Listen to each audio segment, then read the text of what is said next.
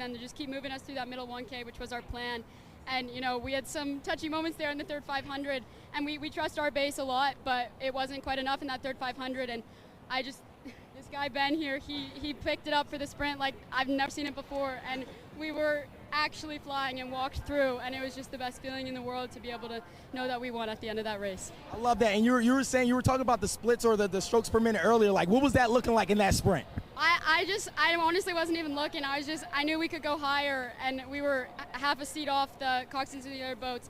And so I called Ben to a 42, because usually that's the highest we can hit, especially when they're this tired. And I don't even know if you heard me, but we hit the 42, and that was enough. So. I love that. And, you know, give some words to your supporters. Let's, you know, couple words and like tell to your supporters. What do you want them to know right now? I want to thank my parents and my coaches for supporting me. I want to thank everyone that came out to watch, helped me get my extra water bottles, food and snacks, whatever. Just want to thank my parents. Got some great texts this morning, and just so glad to have a supportive family like that. God, family, and friends. My parents and my sister and all my friends back at home. I love that. Ladies and gentlemen, these are your champions of the men's Cox Quad Pocock. Yeah! Bringing that post-race energy. Post-race interviews with Maurice Scott with each one of our A Final winners here at the Youth National Championships. On the course now is the men's youth 2V quads. Over in lane 0, we have Miami Beach Rowing Club. Maritime in lane 1 next to them. Maritime B next to Maritime A in lane 2. Lane 3, Malvern Prep. Lane 4, Los Gatos B. Oregon Unlimited in lane 5. Lane 6, Texas Rowing Center. Lane 7, Los Gatos. Again, a lot of A and B boats. Worth revisiting what the 2V quad is. It means that these clubs have not just one, they have 2 very fast quads. And when we see A and B, it means we've got 3 of them. Exactly, and that means they've been working off of each other in practice every day. And so that, with 2 crews of that quality in the same program, that's only going to help both of them get faster. It's interesting how much quieter this race is than the 4 was, because there's no coxswain here. So it's all about a little more subtle calls, because they don't have to be yelling, and just all you're hearing is the good strokes and the boat making that sound as it moves through the water, which is magic for all of us that know it. Yeah, I'm loving this. I can hear the blades out of this Los Gatos crew. They are surging together, playing the same song, singing the same tune, moving together. It's so powerful.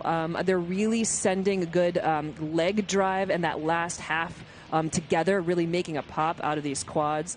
So it's Los Gatos in your first place position, Oregon Unlimited in second. Third may go to Malvern Prep. But not by much. We're seeing good charge out of Oregon Unlimited and Los Gatos. So we're not even halfway through this race. Every boat has contact through the field. Every boat has an opportunity for a medal here in this A final. And what I was seeing out of that Los Gatos boat, that Los Gatos A boat also, was how level they were staying. So yes, they're suspending their body weight back against those handles. And it's easy to sort of drop your weight down at the finish when you get back there. You lose the load, your body weight drops, and what that does is send the boat down, and then it comes back up again. And that's going up and down instead of going forward. And so that's helping take the of that. Yeah, we can see that what you're talking about right here. We're looking at the watermark on the shell. And especially with the lines in this of Filippi, you are able to look at the red reference line and seeing how much the boat is just moving parallel with the water line and not as much up and down. So again, that's kind of one of the little tidbits, little pieces of advice that coaches use to be able to give a read just like BB gave. And that saves energy. You know, everybody can go hard for 1,000, but this race isn't 1,000.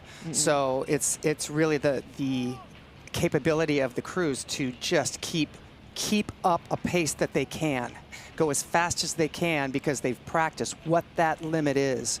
You don't want to die before you take that last stroke. but staying alive. Los Gatos, they're out in front. Now pushed open over Oregon Unlimited in current second place position. Third toss up between Los Gatos B and Texas Rowing Club A. Los Gatos and Oregon about a second apart in the semis, probably holding that there in the semifinal, but preference to, I'd say, Oregon Unlimited. Yep.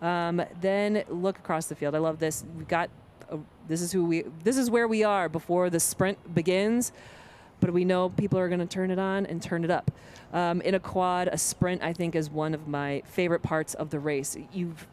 Like anything else with third 500, we know it's tough. We know it's long. It feels like it goes on forever. But the sprint in a quad is incredibly quick, incredibly fast, and it flies by. You get an extra source of energy when you feel your stroke seat go and just give a little extra impulse.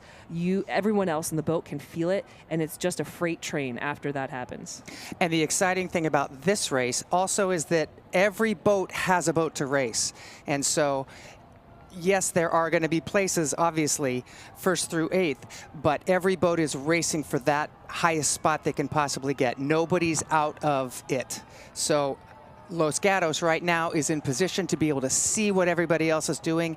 They've earned that spot, but we've seen other crews come up fast from behind, so I'm sure they're keeping track of what's going on. But right now, it's Los Gatos out in front, and the race is going to be between Oregon Unlimited and Malvern Prep. They've really taken a charge here Absolutely. over that 500-meter mark.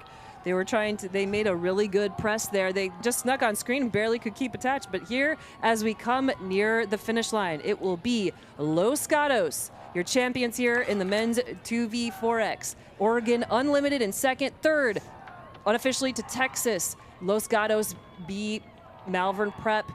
Ooh, I checked Time Team for that official result. Unofficially, we can spot what we can see here on the finish line. Crossing, we just saw Englemore, Blair coming into the last few strokes, and then Miami Beach. So look to be Texas Rowing Center A in that third place spot in the men's youth 2V quads.